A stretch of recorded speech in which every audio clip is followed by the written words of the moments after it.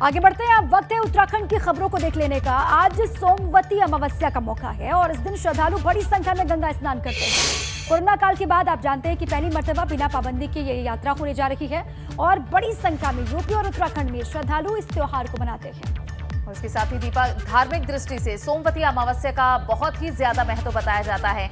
इस दिन शिवजी और पितरों की पूजा करना कई गुना लाभ प्रदान श्रद्धालु को करता है। कई साल बाद इस बार सोमवती अमावस्या पर 3 पर्वों के योग बन रहे हैं। और देखिए, इस दिन महिलाएं अखंड सौभाग्य की खातिर वट सावित्री पूजन करेंगी। साथ ही शनि जयंती भी आज के दिन मनाई जाएगी। इस दिन पवित्र नदियों में स्नान के लिए श्रद्धालुओं की भारी भीड़ उमड़ती है। देखिए, तस्वीरें भी दिखा रहे हैं। इसके साथ ही आज दान पुण्य का सिलसिला दिन भर चलता रहेगा। बड़ी तादाद में लोग पितरों के यहाँ निमित्त तर्पण करते रहेंगे और मान्यता है कि ऐसा करने से उन्हें काफी लाभ भी मिलता है। और देखिए, हमने आपको कुछ देर पहले शिव की नगरी में आस्था की झलक दिखाई थी, यानी कि काशी की झलक दिखाई थी। अब आपको वक्त हो गया है धर्म नगरी हरिद्वार की तस्वीर हम दिखाएं। वहां पर कितनी रौनक है आज के दिन को लेकर, ये जानने की कोशिश करते हैं। हमारे साथ ही विनोद जुड़ चुके हैं। विनोद, सबसे पहले तो तस्वीर दिखाइएगा, किस तरीके से रौनक वहां पर घाटों पर है, गंगा स्नान किस तरीके से हो रहा है, कितनी भीड़ है, बताएं विनोद।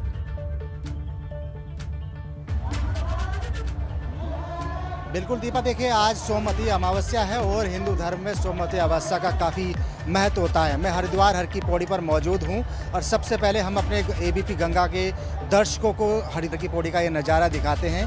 कोविड काल के दौरान ये भव्य नज़ारा आप देख पा रहे हैं, हर की पौड़ी है। आज सोमवती अमावस्या के दौरान तमाम लाखों की संख्या में इस पूरे प्रांगण में श्रद्धालुओं की भीड़ है और करीब 4:30 बजे से लेकर, यानी सुबह 4:30 बजे से लेकर ये पूरा प्रांगण बिल्कुल श्रद्धालुओं से भरा हुआ है। और साफ तौर पर आप देख पा रहे हैं हर की पौड़ी का ये नज़ारा है, जहां पर लाखों की संख्या में यहाँ पर श्रद्धालु मौजूद हैं। गंगा में वो आस्था की डुबकी लगा रहे हैं और आज सोमवती अमावस्या है और ये माना जाता है कि साल में 2 बार सोमवती अमावस्या का बड़ा महत्व रहता है। यानी आज जो सोमवती अमावस्या है वो साल की आखिरी अमावस्या है और वैसे लगातार इस पूरे प्रांगण में श्रद्धालुओं की भीड़ और जो गंगा में आस्था रखते हैं, गंगा से आस्था रखते हैं, उनकी भीड़ तो यहाँ देखने को नज़र आती ही है। लेकिन आज सोमवती अमावस्या है और आज का दिन सबसे बड़ा खास इसलिए भी है, यानी दान पुण्य के हिसाब से बहुत ही खास ये दिन माना जाता है और हिंदू धर्म में इस आज के दिन को काफ़ी महत्वपूर्ण यहाँ पर माना जाता है। जितने भी तमाम श्रद्धालु यहाँ पर पहुँचे हुए हैं वो गंगा में डुबकी लगा रहे हैं, तमाम पूजा पाठ कर रहे हैं। और ये मानिए कि भीड़ जिस तरह से अभी पूरी तरह से ये पूरा प्रांगण खचाखच श्रद्धालुओं से भरा हुआ है। यानी कोविड काल के दौरान 2 साल ऐसे हो गए हैं कि जब तमाम श्रद्धालु गंगा में आस्था लगाने, गंगा में जिनकी आस्था है वो डुबकी लगाने से यहाँ से वंचित थे। लेकिन इस बार तमाम पाबंदी, तमाम बंदिशें खत्म यहाँ पर हो गई हैं। इसी वजह से आज लाखों की संख्या में इस पूरे प्रांगण में श्रद्धालुओं की भीड़ यहाँ पर जमा हुई है। मैं अपने सहयोगी कैमरा पर्सन निशांत चौहान से कहूँगा कि हर की पौड़ी से दूसरी तरफ की जो तस्वीरें हैं वो दिखाएं कि पूरी तरह से इस पूरे प्रांगण में सिर्फ और सिर्फ केवल अगर दिख रहे हैं तो केवल यहाँ पर गंगा में स्नान करने वाली श्रद्धालु दिख रहे हैं। आज सोमवती अमावस्या का दिन है, बड़ी एक महत्व हिंदू धर्म में इस सोमवती अमावस्या का माना जाता है। और आज के दिन कहा जाता है कि जो भी दान करना होता है तो बड़ा ही एक शुभ होता है। जो भी आज दान कर सकते हैं, सुबह से लेकर शाम तक का ये शुभ मुहूर्त है। इस पूरे दिन में आज सोमवती अमावस्या के उपलक्ष्य में कोई भी दान कर सकता है, वो शुभ माना जाता है। हर की पौड़ी का ये नज़ारा है, आप देख सकते हैं कि तमाम श्रद्धालुओं की भीड़ यहाँ पर उमड़ी हुई है, लाखों की संख्या यहाँ पर है। तो ये ज़रूर मानिए दीपा, क्योंकि भव्य ये नज़ारा आप देख पा रहे हैं कि हर की पौड़ी है माँ गंगा का उद्गम स्थल हरिद्वार को माना जाता है। और आप देख पा रहे हैं कि तमाम श्रद्धालुओं की यहाँ भीड़ है, लोग पूजा पाठ करके तमाम जितने भी श्रद्धालु यहाँ पर हैं गंगा में डुबकी लगा रहे हैं, स्नान कर रहे हैं। और ये नज़ारा ऐसा नहीं है कि अभी से हो, करीब सुबह के 4:30 बजे से लेकर यहाँ पर ये भीड़ उमड़ी हुई है। और ये देखा जाए कि जिस तरह से सोमवती अमावस्या को लेकर पूरी तरह से एक आस्था इन श्रद्धालुओं के मन में है, एक बिल्कुल भक्तिमय यहाँ का नज़ारा देखने को हर की पौड़ी पर मिल रहा है।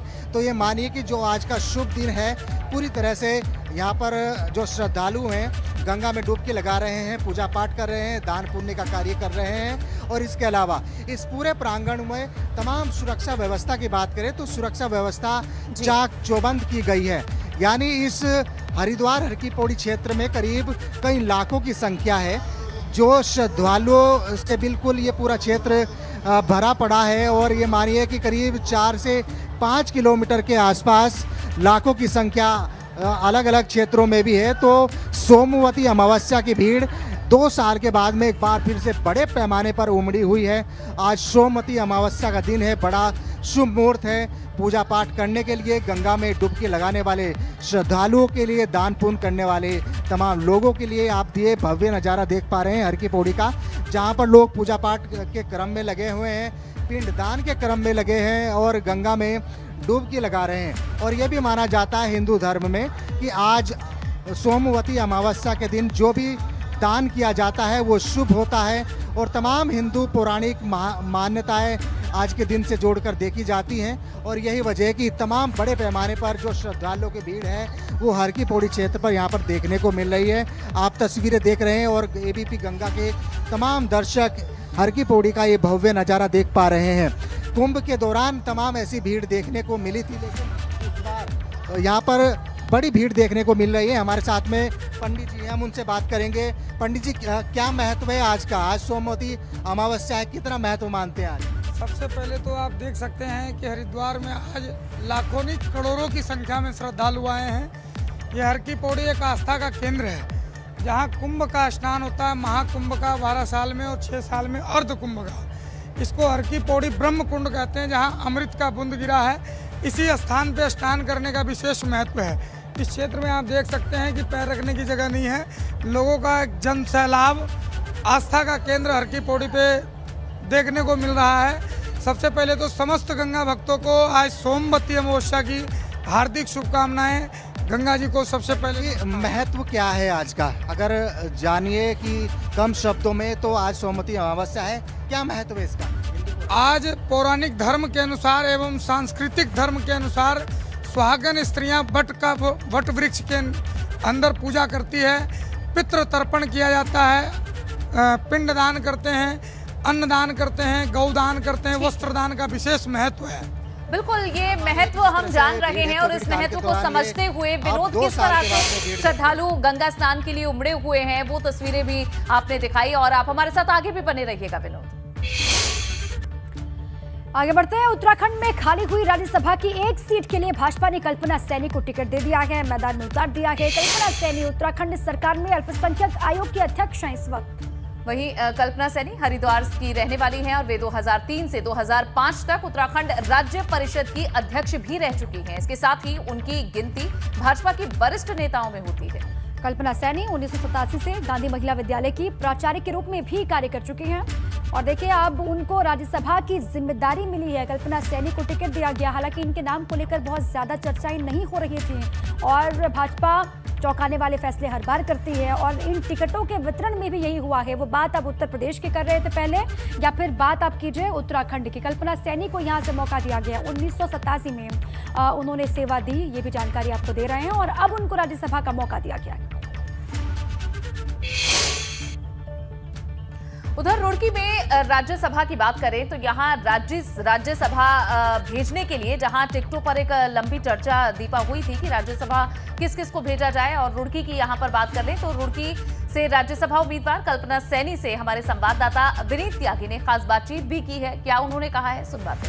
उत्तराखंड से राज्यसभा के लिए नाम फाइनल हो चुका है। हमारे साथ डॉक्टर कल्पना सैनी है, जिनको बीजेपी ने जो है प्रत्याशी बनाया है। आइए उनसे हम बातचीत करते हैं। मैम, पार्टी ने आपको राज्यसभा का प्रत्याशी बनाया है, क्या कहना चाहेंगी, कितनी खुशी है आपको? मैं तो इस बात पर मुझे खुशी है कि उन्होंने मुझे राज्यसभा के लिए केवल कल्पना सैनी को नहीं चुना, उन्होंने उत्तराखंड की प्रथम महिला को चुना है और इतनी बड़ी जिम्मेदारी दी है। मैं अंदर से मैं अपने आत्मबल को बढ़ावा महसूस भी कर रही हूँ और ये मैं दृढ़ शब्दों में कह रही हूँ, मैं भारतीय जनता पार्टी की कार्यकर्ता हूँ और भविष्य में भी मैं उसकी साधारण कार्यकर्ता रहूँगी। ये जो दायित्व कार्य करने का मुझे दिया है, मैं इसको इस तरह से निभाने का प्रयास करूँगी कि मैं अपनी आने वाली पीढ़ियों के लिए, अपने संगठन के अन्य कार्यकर्ताओं के लिए प्रेरणा बनूँ। मैम कई नाम लिस्ट में थे, क्या आपको पता था कि मैं राज्यसभा के लिए चुनी जाऊँगी, भेजी जाऊँगी? मुझे बिल्कुल नहीं मालूम था, कि मैं सोच भी नहीं रही थी कि मुझे राज्यसभा के लिए चुना जाएगा। तो पार्टी हाईकमान का किस तरह से आप शुक्रिया अदा करते हैं, क्या कहना चाहेंगे? मैं तो हृदय से आभारी हूँ और ये आश्वासन देकर के अपने समस्त वरिष्ठ का, अपने हाईकमान का को मैं आभार प्रकट करना चाहती हूँ कि मैं उनकी कसौटी पर खरा उतरने में कोई कसर खाती नहीं। और चलिए इसी पर और बातचीत कर लेते हैं और जानकारी लेते हैं। हमारे साथी विनोद लगातार बने हुए हैं। विनोद, कल्पना सैनी के नाम को लेकर बहुत ज्यादा चर्चाएं नहीं चल रही थी, हालांकि चर्चा किन्हीं औरों के नाम को लेकर ही थी, लेकिन अचानक से कल्पना सैनी के नाम को आगे कर दिया गया। उनको राज्यसभा भेजने के पीछे का मकसद एक तो आप बताएं और साथ ही अभी तक का पूरा रिकॉर्ड बताएं कल्पना सैनी का। विनोद। बिल्कुल, देखिए भारतीय जनता पार्टी के शीर्ष लीडरशिप के हर बार इस तरीके के फैसले रहे हैं, चाहे उत्तराखंड में जब मुख्यमंत्री बदले गए हों, तमाम ऐसे नामों की चर्चा चलती है, लेकिन हैरत अंगेज तरीके से नाम कोई दूसरा होता है। और इसी क्रम में इस बार भी ऐसा ही हुआ। जब राज्यसभा के लिए नाम की घोषणा हुई तो तमाम नामों पर विराम लग गया और उत्तराखंड के रुड़की से डॉक्टर कल्पना सैनी का नाम उभर के आया और उनको राज्यसभा के लिए उम्मीदवार भारतीय जनता पार्टी ने बनाया है। अगर बात कर ले उनके निजी जीवन की तरफ, तो डॉक्टर कल्पना सैनी उत्तराखंड के रुड़की से बिलोंग करती है। वो लगातार उत्तराखंड, अगर खासकर रुड़की में एक प्राचार्य के रूप में उन्होंने काम किया है और संघ की पृष्ठभूमि से वो लंबे समय से ताल्लुक़ रखती हैं। उत्तराखंड की राज्यसभा सीट खाली हो रही है, तो उसके लिए भारतीय जनता पार्टी ने इस बार उनको उम्मीदवार बनाया है। और आज जिस तरह से 31 मई लास्ट डेट है नॉमिनेशन की, तो ये भी जानकारी मिल रही है आज नहीं तो कल वो अपना नॉमिनेशन देहरादून में फाइल करेंगे, अपना नामांकन दर्ज करेंगे। तो लिहाजा जिस तरीके से एक कयासबाजी थी, कई नाम ऐसे थे, चाहे पूर्व मुख्यमंत्री त्रिवेंद्र सिंह रावत हो, संगठन महामंत्री कुलदीप कुमार हो, लेकिन आखिरकार फैसला इन्हीं के नाम पर हुआ है और अब वे अपना रजिस्ट्रेशन भी जरूर कराएंगी, नामांकन अपना दाखिल करेंगी। फिलहाल शुक्रिया विनोद इस पूरी जानकारी के लिए आपका। और देखिए, चंपावत उपचुनाव को लेकर प्रशासन की तैयारी देखी जा रही है। आज वोटिंग के लिए रवाना होंगी पोलिंग पार्टियां। चंपावत में वोटिंग होनी है और चंपावत से लगी नेपाल सीमा पर निगरानी बढ़ा दी गई है। कल वोटिंग होनी है और आज पोलिंग पार्टियां रवाना होंगी।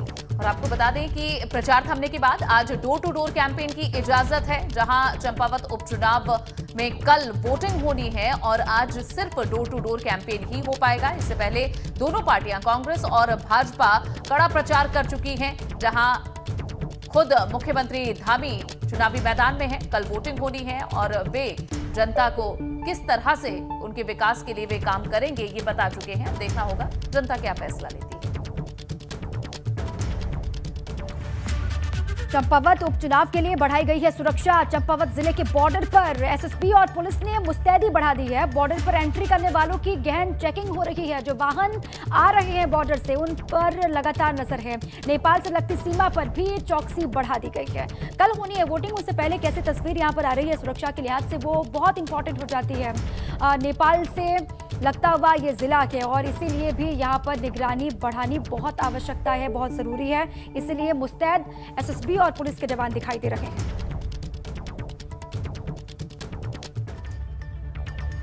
और इन सबके साथ ही दीपा, चंपावत में अब सभी की नजरें कल यानी 31 मई के मतदान पर टिकी हुई हैं। ये चुनाव इसलिए भी खास है क्योंकि ये विधायक चुनने का नहीं बल्कि मुख्यमंत्री चुनने का चुनाव है। बिल्कुल, और चंपावत के मैदान में सीएम धामी की टक्कर कांग्रेस की निर्मला गैथोड़ी से है। हालांकि धामी को जिताने के लिए भाजपा ने पूरी ताकत वहां पर झोंक दी है, लेकिन सवाल बड़ा है, क्या धामी इस अग्नि परीक्षा को पास कर पाएंगे?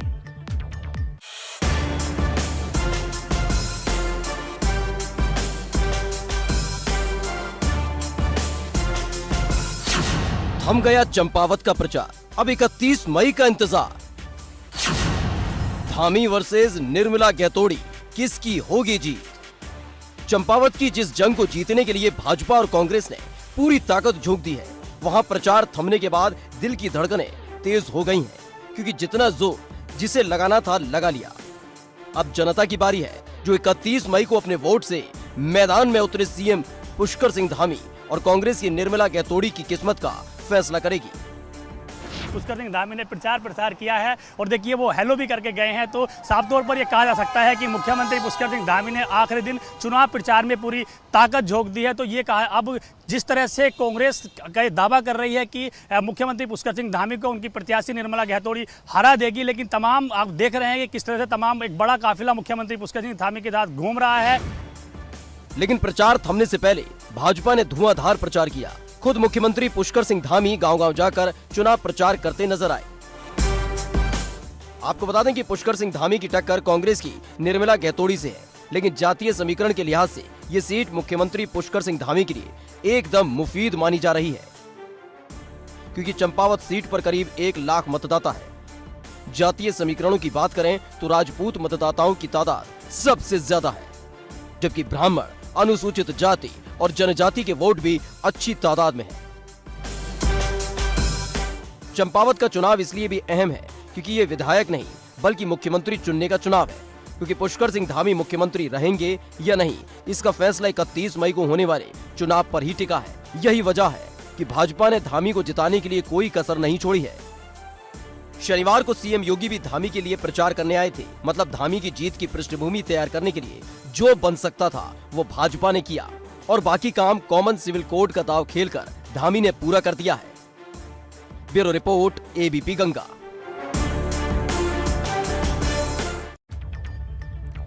सीएम पुष्कर सिंह धामी के लिए सीट छोड़ने वाले कैलाश गैतोड़ी को पूरा भरोसा है कि मुख्यमंत्री भारी बहुमत के साथ जीत दर्ज करेंगे।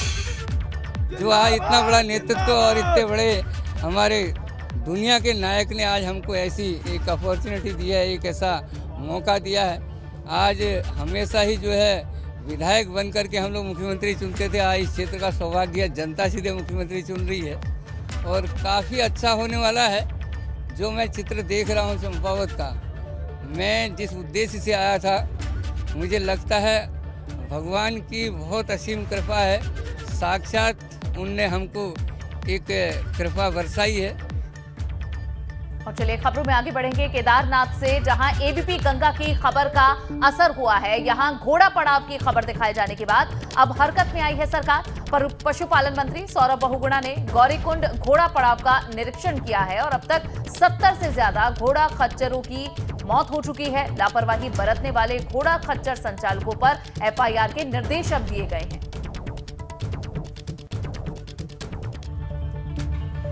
और उत्तरकाशी से बड़ी जानकारी है। पुरोला के एसडीएम पर कार्रवाई हुई है। एसडीएम को पुरोला से हटा करके कमिश्नर कार्यालय में भेज दिया गया, अटैच कर दिया गया है।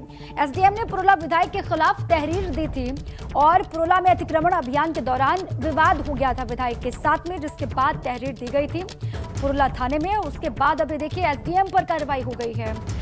कमिश्नर कार्यालय में उनको अटैच कर दिया गया है। ये तहरीर की जो कॉपी है वो भी आपको दिखा रहे हैं। कोई लंबा विवाद था एसडीएम में, उसके बाद बहुत बड़ी बड़ी बातों का जिक्र भी किया था तहरीर में और ये कहा गया था कि विधायक के साथ में उनका कोई झगड़ा, कोई विवाद चल रहा है। विधायक से उन्होंने जान का खतरा भी बताया था। लेकिन अब देखिए एसडीएम को हटा करके कार्रवाई की गई है।